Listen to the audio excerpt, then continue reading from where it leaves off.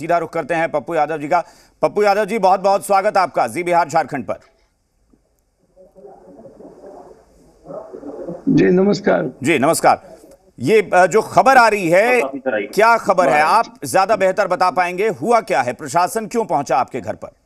देखिए, याद होगा आपको जब हम कांग्रेस ज्वाइन किए थे तो उस वक्त आने के बाद मेरी सुरक्षा हटा ली गई। मैंने ट्वीट भी किया था कि किसी को जेड, किसी को वाई प्लस, जिसको कोई जो व्यक्ति लगातार एक लंबे 6 बार 7 बार एमएलए लगा करके 6 बार लगातार एमपी एमएलए रहा और हमको वाई भारत सरकार के द्वारा मिला हुआ था, वाई थ्रेड को हटा लिया गया था, वाई फिर हमें कंटिन्यू रहा और वाई के तहत हाउस गार्ड है, सभी चीजें हैं, लेकिन अभी तक हमको हाउस गार्ड हटा ले गए। और पूर्णिया में हम यहाँ रह रहे हैं, कई बार मैंने कहा कि भाई हाउस गार्ड हमको दे दिया जाए और यदि आप नहीं देते हैं और मेरे साथ कोई बात होती है तो ये आप समझे, उसके बाद हम अपना प्रचार में अपने कामों में लगे। हमें कभी कोई मन में शंका भी नहीं है, डर का नाम का, चूंकि हम तो लड़े ही हैं सभी माफियाओं से, सभी ताकतवर लोगों से, कोरोना में भी लड़े, बाढ़ में भी लड़े, सिस्टम से लड़ते हैं और गलत लोगों से लड़ते हैं, आप तो सब कुछ जानते हैं। तो उसमें एक जो संभावनाएं बनती है बस उतना ही है। उसके बाद लगातार जब चुनाव हम लड़ रहे हैं और चुनाव लड़ने के बाद यदि आप हमारा कोई परमिशन लेने आपसे जाता है तो आप भर दिन भर बैठा के रखते हैं, दिन भर या प्रचार गाड़ी का परमिशन नहीं देते हैं। ये जो रेड पड़ी है पप्पू यादव जी, मैं जानना चाहता हूँ कि वो रेड किसकी थी? ये बिहार पुलिस की थी या इनकम टैक्स डिपार्टमेंट? ये रेड किसकी थी? ये रेड बिहार पुलिस के द्वारा हमारी प्रचार गाड़ी लगी हुई थी, ऑफिस में आकर के जबरदस्ती हमारे प्रचार गाड़ी को थाना लेके चलाना। अब इस तरीके से मेंटल हरास करना, जनता से आप परेशान हैं तो आप हमको क्यों परेशान कर रहे हैं? हमारे वर्कर को क्यों परेशान कर रहे हैं? हमको परेशान करिए। यदि कोई गलती का लॉफुल हम चलने वाले लोग हैं, हम कोऑपरेट करेंगे। आप जहां भी लगेगा कि आप हम निर्वाचन आयोग का कारण बताया है उन लोगों ने कि प्रचार गाड़ी क्यों जब्त की है और क्या घर की भी तलाशी ली गई है? नहीं कुछ नहीं। हाँ, वो हमारे आने के पहले कार्यालय में लोग भीतर ढूंढ करके सारी गाड़ियों का वीडियो, तो ये वीडियो तो वो वीडियो बनाना उन्होंने शुरू कर दिया। तो बिना किसी चीजों के कारण आके तंग करना और मेंटल हरास करना, तो हम तो कोर्ट में कल एफआईआर लॉन्च भी करेंगे, चुनाव आयोग को भी लिखेंगे। लेकिन इस तरीके से मैं आपसे आग्रह करूंगा कि क्या ये लोकतंत्र बचेगा यदि प्रशासन इस तरह गुंडाई करेंगे? और इस तरीके से हमने डीएसपी साहब से पूछा, हमने कहा गाड़ी ले जाने, हम नहीं रोकेंगे। वहाँ 5000 लोग थे, हम रोक सकते थे गाड़ी। नहीं, फिर आपने अगर आप मौजूद थे या फिर आपके जो लोग थे उन्होंने पूछा होगा ना अधिकारियों से कि भाई क्या वजह है, गाड़ी जब्त करके क्यों ले जा रहे हैं, कोई कारण बताया? पहले उनको कागज दिखाया गया, 4 कागज गाड़ी के आ गए, इसके दिखाया गया कि ये ऑर्डर परमिशन के लिए वहाँ लोग बैठे हुए हैं और ये कागज जो दी गई ये यहाँ पर ब्रांडिंग हो रहा है, ब्रांडिंग के बाद ये रोड पर निकलेगा। तो नहीं, क्यों पोस्टर क्यों लगा हुआ है, ये क्यों लगा हुआ है? ये लोगों से पूछ करके नहीं, हमको ऊपर से आदेश है गाड़ी ले जाना। फिर मैंने हमारे साथ जब ऑर्डर हो, ठीक है पप्पू जी, हमारे सहयोगी स्वप्निल भी जुड़े हुए हैं। स्वप्निल, आपका भी कोई सवाल होगा तो आप सीधे तौर पर पूछ सकते हैं पप्पू यादव जी से।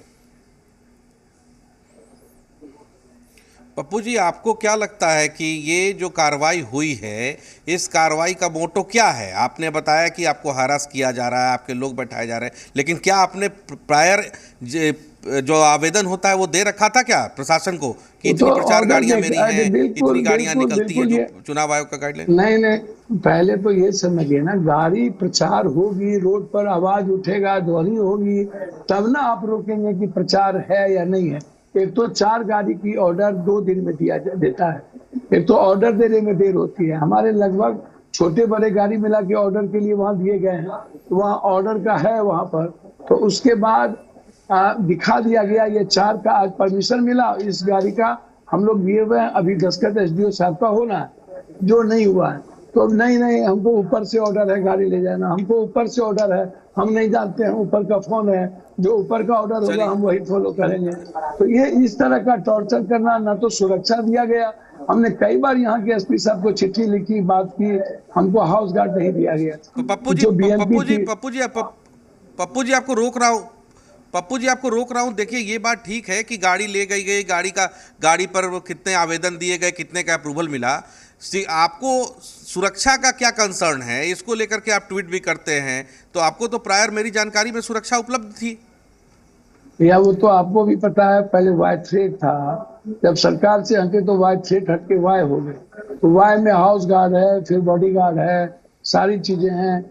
जब चुनाव की शुरुआत हुई और हम कांग्रेस ज्वाइन किए तो मेरा हाउस गार्ड हटा लिया गया, कहने के बावजूद भी कि मैं पटपूर्णिया में हूँ, तो मेरा यहाँ हाउस गार्ड दिया जाए। एसपी साहब को मैंने कहा कि लगातार इस बिहार में संघर्ष के रूप में हम सड़कों पर रहे हैं। बहुत छोटी पार्टी थी, लेकिन हर मुद्दों पर संघर्ष करते रहे हैं, हर अलग अलग व्यवस्थाओं के खिलाफ, सिस्टम के खिलाफ और माफियाओं के खिलाफ हम लड़ते रहे हैं। तो कहीं ना कहीं शंका हमारी कुछ नहीं है और हमको इस सब चीजों की परवाह नहीं है। पूरी सुरक्षा ले लीजिए। पप्पू जी, सुरक्षा लेने पप्पू जी, ये जो कार्रवाई हुई है यानी ये कार्यालय पर हुई है, जो आपका कार्यालय है जो आपने चुनाव के लिए तैयार किया है वहाँ? जी बिल्कुल, मेरा घर है वो, मेरा घर है। घर भी घर है? मेरे मम्मी पापा अलग रहते हैं, ये मैं यहाँ जहाँ रहता हूँ वो मेरा घर है। वहाँ अर्जुन भवन है, शांति भवन है, वो घर है। और वहाँ इतने फोर्स, 200 फोर्स को लेके 2 डीएसपी 3 डीएसपी पहुंच जाना बिना किसी ऑर्डर के। अच्छा, एक बात बताइए पप्पू जी, आपने महागठबंधन से, चूंकि कहा जा रहा है ना कि महागठबंधन नाराज है आपसे कि आपने बगावत कर दी है, आप निर्दलीय मैदान में उतर गए हैं। बिहार में सरकार एनडीए की है तो प्रशासन जाहिर तौर पर सरकार के कंट्रोल में होता है। आपकी शिकायत है कि सरकार परेशान तो आपको महागठबंधन को लगना चाहिए ना कि भाई पप्पू यादव मेरे लिए मुश्किल खड़ी कर रहे हैं, फिर सरकार पर आरोप क्यों? ये सीट दोनों के लिए प्रतिष्ठा का इशू है।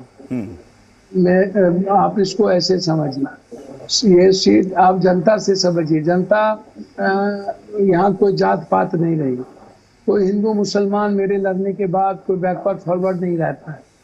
यहाँ पूर्णिया हमेशा से देखिएगा आप तो पता चलेगा कि लगभग 60-64, इस बार तो 80-84% जो लोग हैं वो कास्ट रहित एक पूर्णिया चाहता, पूर्णिया डेवलपमेंट के लिए आगे बढ़ना चाहता है। जो यहाँ पर प्रताड़ना है, जो सिस्टम का प्रताड़ना है, कई सारे ऐसे तंत्र है जिससे लोग परेशान हैं। लोगों को लगता है कि कोई एक नई चीज है। 2024 में हम लोग 90-95 2004 में नहीं है, हम लोग 2013-12 में नहीं है। तो आपको लग रहा है कि महागठबंधन के साथ साथ एनडीए भी आपको टारगेट करने की कोशिश कर रहा है? तो आप तो खुद आप देख लीजिए ना स्थिति। तो अब आप आगे क्या करेंगे? आपने कहा कि कल कंप्लेन करेंगे आप कुछ?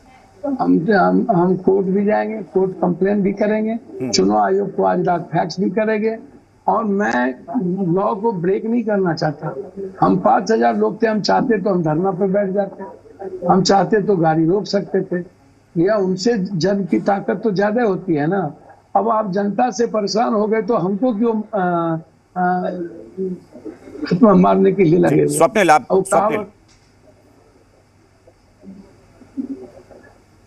आप जुड़े हैं हमारे साथ? चले नहीं है। पप्पू जी, एक सवाल और। आप जिस गाड़ी का जिक्र कर रहे हैं और आप कह रहे हैं कि परमिशन के लिए हम लोगों ने पहले से आवेदन दे रखा था, समय बहुत लगता है, क्या ये गाड़ी प्रचार के लिए अभी तक बाहर नहीं निकली थी एक बार भी? नहीं, कब? जीना एकदम नहीं। ये मैं सवाल इसलिए पूछ रहा हूं कि कहीं ऐसा तो नहीं कि प्रशासन कहे कि हमारे पास कोई ऐसी तस्वीर है कि ये गाड़ी प्रचार में लगी हुई थी?